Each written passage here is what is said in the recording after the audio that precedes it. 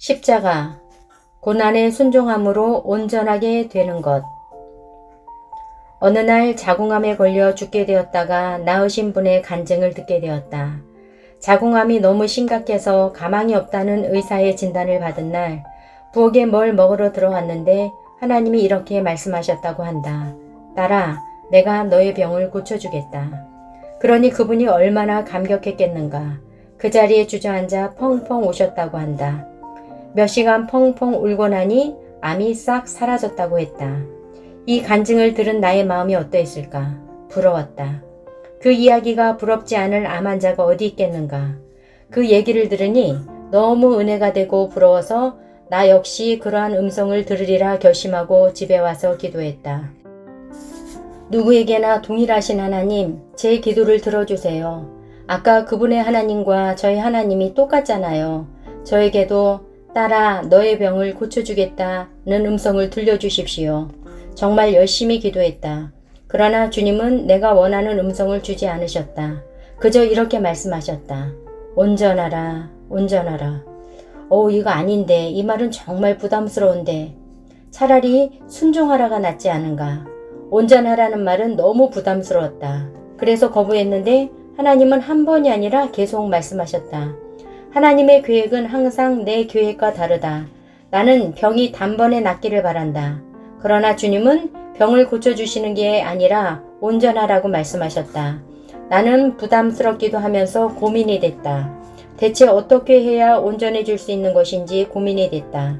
그런데 하나님이 말씀으로 답을 주셨다. 그가 아들이면서도 받으신 고난으로 순종함을 배워서 온전하게 되셨은즉 자기에게 순종하는 모든 자에게 영원한 구원의 근원이 되시고. 히브리서 5장 8, 9절. 충격적이다. 예수님도 고난으로 순종함을 배우셔야만 했다. 100% 하나님이신 예수님이 고난으로 순종을 배우셔야만 하는 이유가 무엇인가?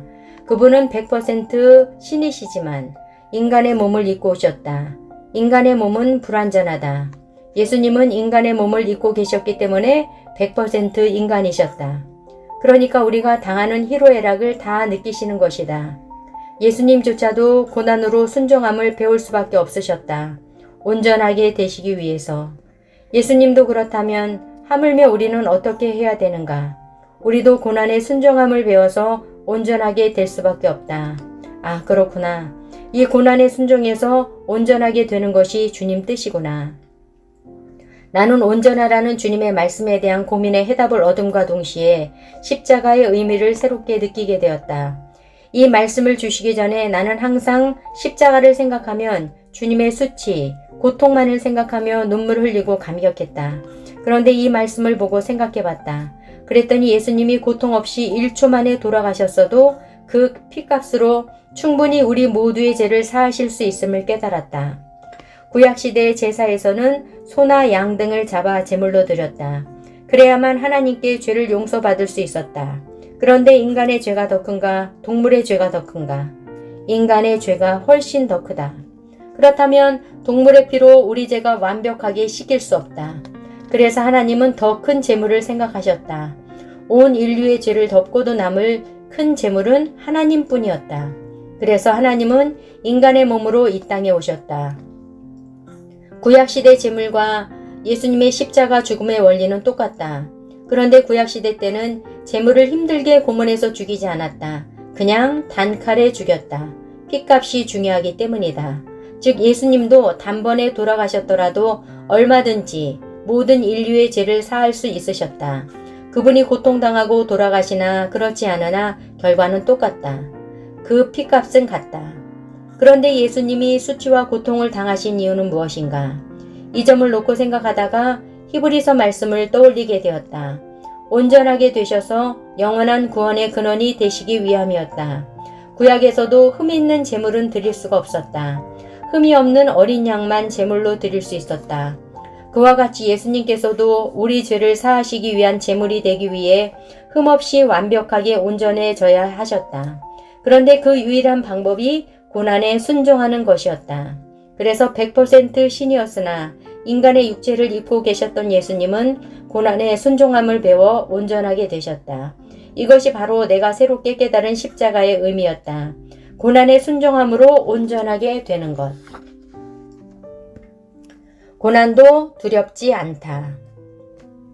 십자가의 의미가 새롭게 다가오자 고난의 의미도 새롭게 다가왔다. 왜냐하면 지금 내 삶이 고통스럽기 때문이다. 강단에서 나는 우아하게 보인다. 하지만 밤이 되면 나는 처절한 고통으로 인해 짐승처럼 울부짖는다. 밤이 너무 길다. 그런데 성경을 보면 48시간 십자가에 달리신 예수님이 우리의 모든 고통을 체휼하여 아신다고 했다. 그러니까 아무리 고통스러워도 예수님처럼 고난당한 사람이 없는 것이다. 그런데 나는 궁금했다. 예수님은 48시간 고난당하셨고 나는 2년 반째 이 끔찍한 고통을 당하고 있는데 왜 주님의 고통이 더 큰가? 솔직히 내 고통이 더 큰 것 같은데 말이다. 그랬더니 주님이 말씀해 주셨다. 십자가의 가장 큰 고통이 무엇인지 말이다. 맨살에 채찍을 맞고 피 흘리고 못이 박히는 고통도 상상할 수 없는 고통일 것이다. 그러나 주님은 그보다 더 큰 고통을 겪으셨다. 바로 하늘 보좌를 버리고 인간이 되는 고통이다. 우리로서는 그 고통을 상상할 수가 없다. 우리가 100평짜리 화려한 아파트에 살다가 갑자기 길거리 천막에 살게만 돼도 끔찍할 것이다. 그러나 주님이 계셨던 영광의 보좌는 우리가 상상할 수 없다. 그토록 영광스러운 삶을 사시다가 인간이 되셨다. 인간 중에서도 가장 흉악범들만 달리는 십자가에서 돌아가셨다. 그 고통을 우리가 어찌 상상할 수 있겠는가? 신이셨던 예수님도 인간의 육체를 입고 있다는 이유만으로 고난을 통해 순종을 배우셔야 했는데 하물며 우리는 어떠하겠는가? 그런데 우리는 고난을 원하지 않는다. 나와 친한 동생은 내가 기도할 때마다 이렇게 말한다. 언니, 기도할 때 우리라고 하지 마. 너무 부담스러워. 따로 언니 이름만 넣었으면 좋겠어. 난 아직 그렇게 못 살아. 우리는 고난을 두려워한다. 고난을 원하지 않는다. 그러나 고난은 선택사항이 아니다. 그리스도를 위하여 너희에게 은혜를 주신 것은 다만 그를 믿을 뿐 아니라 또한 그를 위하여 고난도 받게 하려 하심이라. 빌립보서 1장 29절. 우리는 그냥 믿고만 싶은 것이다. 그런데 성경은 우리가 그분을 믿을 뿐만 아니라 그분을 위해 고난도 받게 하려고 우리에게 은혜를 주셨다고 한다. 즉 우리는 솔직히 원하지 않았는데 은혜를 받았다. 천국 시민이 되었다. 그렇게 은혜를 받았기 때문에 우리는 그분을 믿을 뿐만 아니라 고난도 받을 수밖에 없다. 그저 우리는 이 사실을 받아들이면 된다. 자꾸 고난이 싫다고 생각해봤자 마음만 힘들다. 어차피 고난은 온다. 우리는 주를 위한 고난을 선택할 수밖에 없다. 이는 하나님의 공의로운 심판의 표요 너희로 하여금 하나님의 나라에 합당한 자로 여김을 받게 하려 함이니 그 나라를 위하여 너희가 또한 고난을 받느니라. 데살로니가후서 1장 5절. 고난 없이는 하나님 나라에 합당한 자가 될 수 없다. 그러므로 너는 내가 우리 주를 증언함과 또는 주를 위하여 갇힌 자 된 나를 부끄러워하지 말고 오직 하나님의 능력을 따라 복음과 함께 고난을 받으라. 디모데후서 1장 8절. 너는 그리스도 예수의 좋은 병사로 나와 함께 고난을 받으라. 디모데후서 2장 3절. 주님과 함께 고난을 받지 않으면 좋은 병사가 아니다. 그리스도께서 이미 육체의 고난을 받으셨으니 너희도 같은 마음으로 갑옷을 삼으라. 이는 육체의 고난을 받은 자는 죄를 그쳤음이니 그 후로는 다시 사람의 정욕을 따르지 않고 하나님의 뜻을 따라 육체의 남은 때를 살게 하려 함이라. 베드로전서 4장 1, 2절. 나는 이 말에 절대 공감한다. 육체의 고난이 커지면 죄를 그치게 된다. 이유가 무엇인가? 육체의 고난으로 순종함을 배워서 온전하게 되기 때문에 죄를 그칠 수 있게 된다. 오히려 너희가 그리스도의 고난에 참여하는 것으로 즐거워하라. 이는 그의 영광을 나타내실 때에 너희로 즐거워하고 기뻐하게 하려 함이라. 베드로전서 4장 13절. 이런 말씀을 보면 성경은 정말 부담스러운 책이다. 고난을 받아야 할 뿐 아니라 심지어 즐거워해야 한다고 말한다. 꼭 짚고 넘어가고 싶은 것은 그리스도의 고난에 참여한다는 것이 우리의 잘못 때문에 당하는 고난은 포함되지 않는다는 것이다. 이 점을 꼭 강조하고 싶다. 주님을 위해 받는 고난에 믿음으로 반응할 때만 성숙해진다.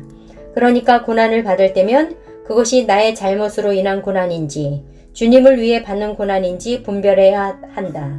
내 잘못으로 인한 고난이면 회개하여 새롭게 되면 되고 주님을 위해 받는 고난이면 기뻐하며 감사하면 된다.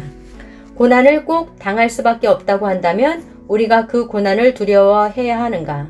분명히 마음속에 부담스러운 사람이 있다. 난 고난 싫은데.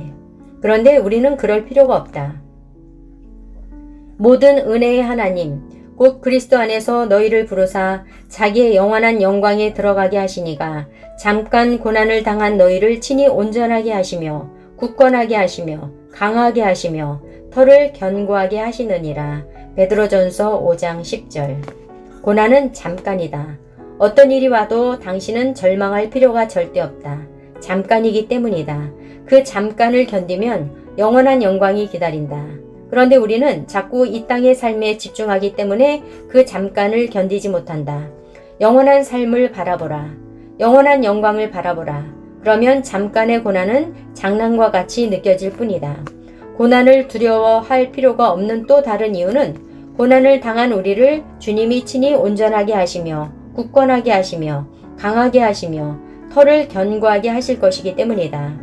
우리는 혼자가 아니다. 예수님이 모든 고난을 넉넉하게 넘기고도 남을 만큼 다 이루게 하실 것이다. 그러니 우리는 고난이 온다고 두려워할 필요가 전혀 없다. 좁은 문으로 들어간다고 인생이 힘들어지는 게 아니다. 좁은 문으로 들어가는 순간 예수 그리스도께서 운전해 주시는 삶을 경험하게 된다. 풍랑 때문에 배에 물이 찼을 때 세상 사람들은 배에서 물을 퍼낸다. 하지만 예수 믿는 사람은 주님의 손을 잡고 물 위를 걷는다. 그러니 예수 믿는 사람은 고난을 두려워할 필요가 없다. 성경에서 자꾸 고난에 대해 얘기한다고 부담스러워할 필요가 없다. 고난은 결과적으로 우리에게 고난이 아니기 때문이다. 그것은 영원한 영광에 들어가기 위해 거쳐야 할 통과 의례일 뿐이다. 십자가에서 부르는 하늘 소망. 정리하겠다. 십자가의 첫 번째 의미는 다 이루었다는 것이다. 우리의 현실적인 문제는 이미 해결됐다. 그것을 믿고 풍성한 삶을 누리기만 하면 된다. 또한 영적인 문제 역시 해결되었다. 주님이 우리의 죄 문제를 모두 완벽하게 해결하셨다. 그래서 우리는 완벽하게 깨끗하고 완벽하게 의롭고 완벽하게 거룩하다. 그래서 하나님이 우리를 볼 때 기쁨을 이기지 못하시는 것이다. 십자가의 두 번째 의미는 내가 죽는 것이다. 내가 나 자신을 십자가에 못 박을 때 진정한 자유를 누리게 된다. 진짜 내가 된다. 참 내가 된다. 십자가의 세 번째 의미는 고난으로 순종함을 배워서 온전하게 되는 것이다. 우리는 고난으로 순종함을 배우는 것을 두려워할 필요가 없다. 우리가 그것을 넉넉하게 감당하도록 하나님이 우리를 도와주신다. 성경은 진리다. 다 이루었다는 말씀을 붙들고 다 이루었다는 말씀의 능력이 날마다 당신의 삶에서 풍성하게 역사하기를 주님의 이름으로 기도하라. 요즘에 많은 성도가 천국을 바라보질 않는다. 그런데 베드로후서 3장을 보면 하나님의 날이 임하기를 간절히 사모하라고 했다. 당신은 하나님의 날이 임하기를 간절히 사모하는가? 당신은 하나님이 하늘 보좌를 버리고 인간이 되어 모든 피를 쏟아 부으셨을 정도로 소중한 사람이다. 하나님의 소중한 사람인 당신이 그 땅을 소망하며 살았으면 좋겠다. 나는 하늘 소망이라는 찬양을 믿음의 고백으로 주님께 드리고 싶다. 나 지금은 비록 땅을 벗하며 살지라도 내 영혼 저 하늘을 디디며 사네. 내 주님 계신 눈물 없는 곳, 저 하늘에 숨겨둔 내 소망이 있네. 보고픈 얼굴들, 그리운 이름들 많이 생각나. 때론 가슴 터지도록 기다려지는 곳. 내 아버지 넓은 품 날 맞으시는 저 하늘에 쌓아둔 내 소망이 있네. 주님, 그 나라에 이를 때까지 순례의 걸음 멈추지 않으며 어떤 시련이 와도 나 두렵지 않네. 주와 함께 걷는 이 길에. 민호기 작사 작곡. 아멘.